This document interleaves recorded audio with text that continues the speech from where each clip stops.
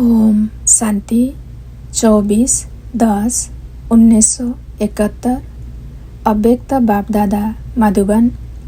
नज़र से निहाल करने की विधि।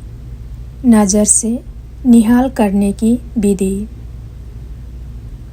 अपने स्वरूप, स्वदेश, स्वधर्म, श्रेष्ठ कर्म, श्रेष्ठ स्थिति में रहते हुए चलते हो, क्योंकि वर्तमान समय इसी स्वस्थिति की स्थिति से ही सर्व परिस्थितियों को पार कर सकेंगे, अर्थात पास विथ ऑनर बन सकेंगे।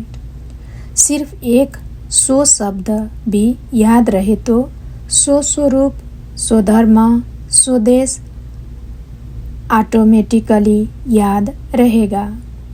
तो क्या एक सो शब्द याद नहीं रह सकता?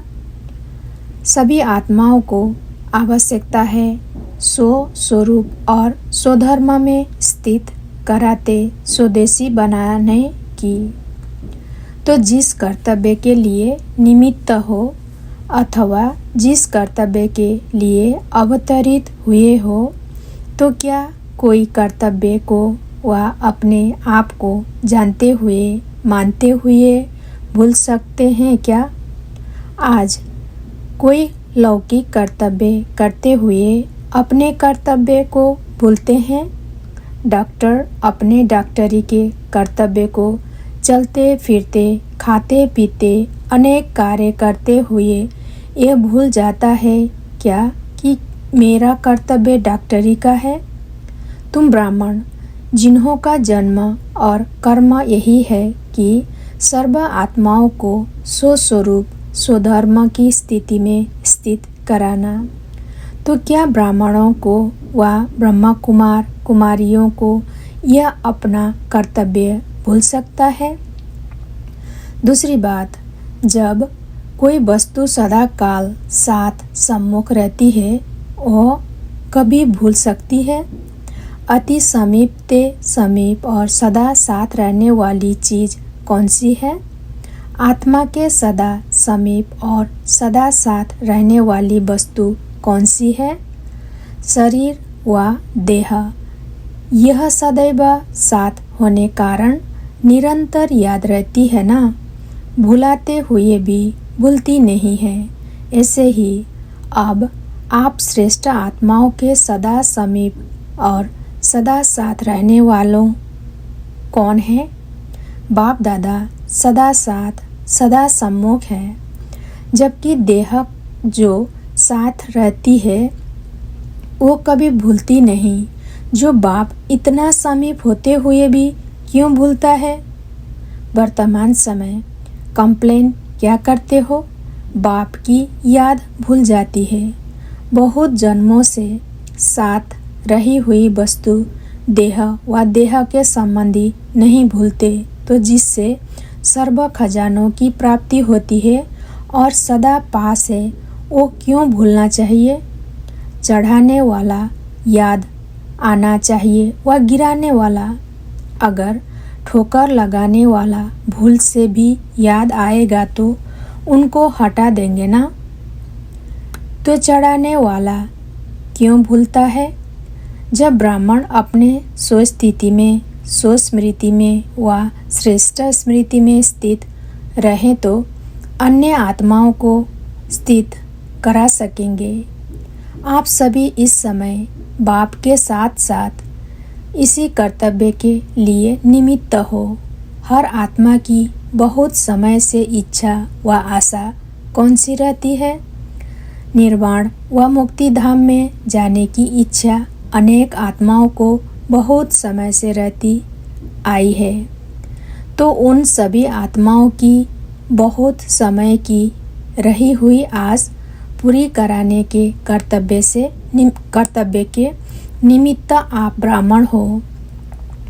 जब तक ऐसी स्थिति नहीं बनाएंगे तो यह कर्तव्य कैसे करेंगे?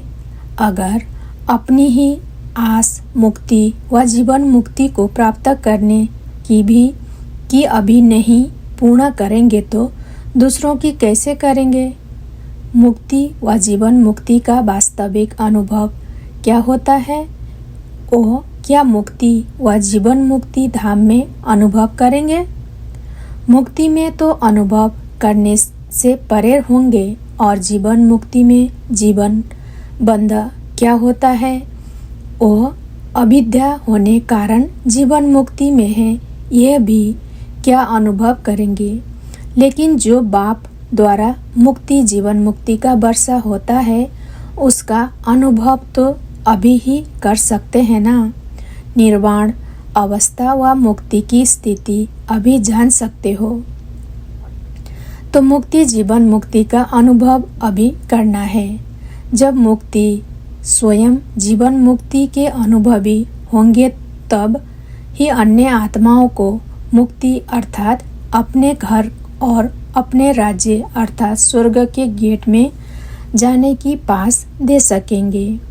जब तक आप ब्राह्मण किसी भी आत्मा को गेट पास नहीं देंगे तो वह पास ही नहीं कर सकेंगे। तो मुक्ति जीवन मुक्ति धाम के गेट पास लेने वालों की बड़ी लंबी क्यू आप लोगों के पास लगने वाली है। अगर गेट पास देने में देरी लगाई तो समय टू लेट हो जाएगा। इसलिए अपने को सदा स्वरूप स्वस्वरूप स्वधर्मा स्वदेशी समझने से सदा इस स्थिति में स्थित रहने से ही एक सेकंड में किसी आत्मा को नज़र से निहाल कर सकेंगे।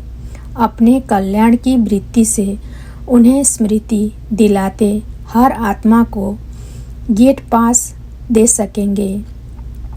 बेचारी तड़पती हुई आत्मा आप श्रेष्ठ आत्माओं से सिर्फ एक सेकंड में अपने जन्म जन्म की आशा पूरी करने का दान मांगने आएंगी।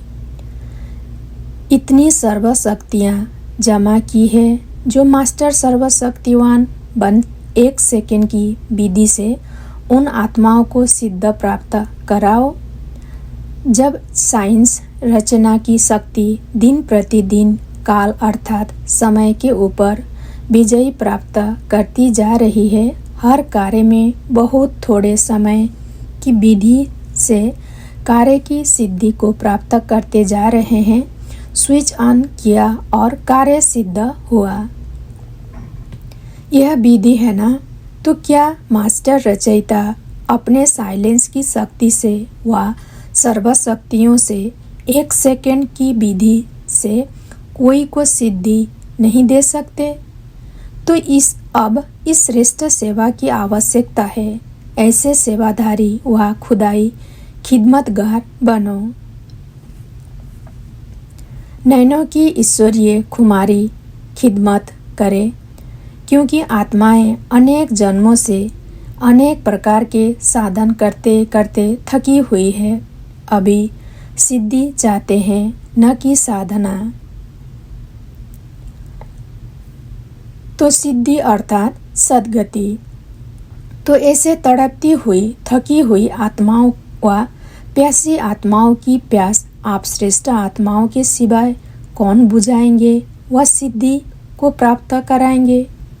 अपने आपके सिवाय और कोई आत्मा कर सकेगी? अनेक बार किया हुआ अपना श्रेष्ठ कर्तव्य याद आता है।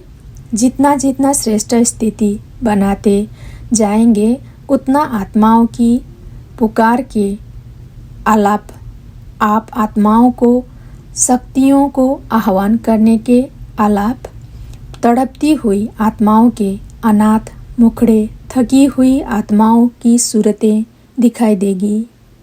जैसी आदि स्थापना के कार्य में साकार बाप के अनुभव का एग्जाम्पल देखा।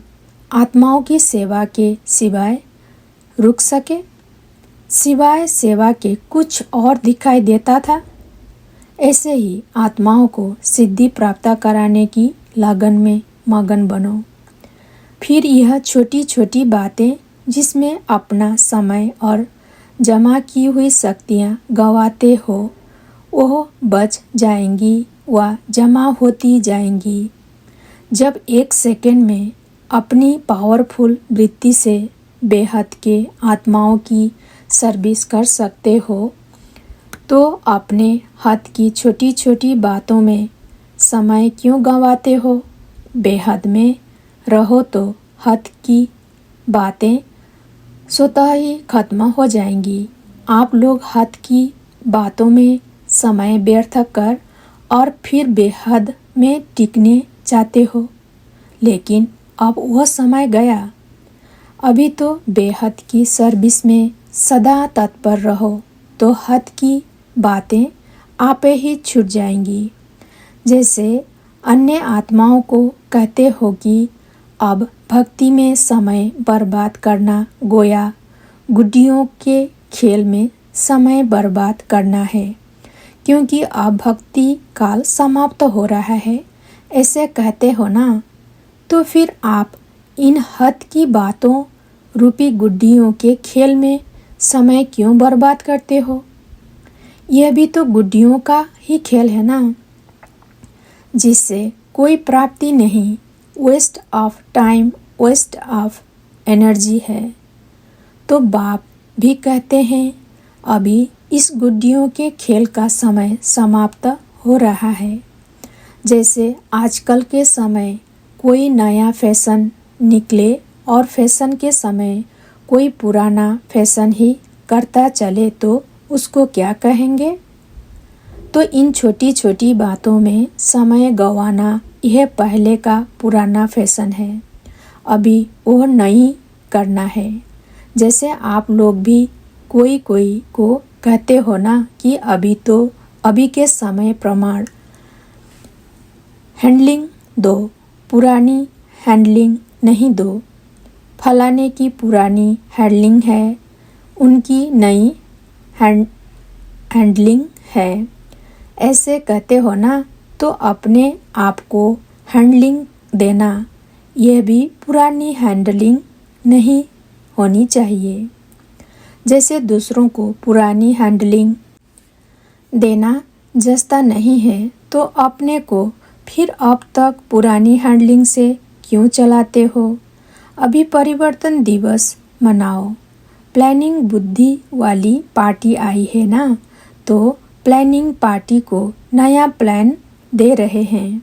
जैसे वो गवर्नमेंट भी कभी कौन सा विशेष दिन मनाती है ना, तो आप यहाँ आए हो तो अपने आप को पुरानी रीति रस्मों से चलते हुए पुरुषार्थ का परिवर्तन दिवस मनाओ, लेकिन हाथ का नहीं, बेहद का।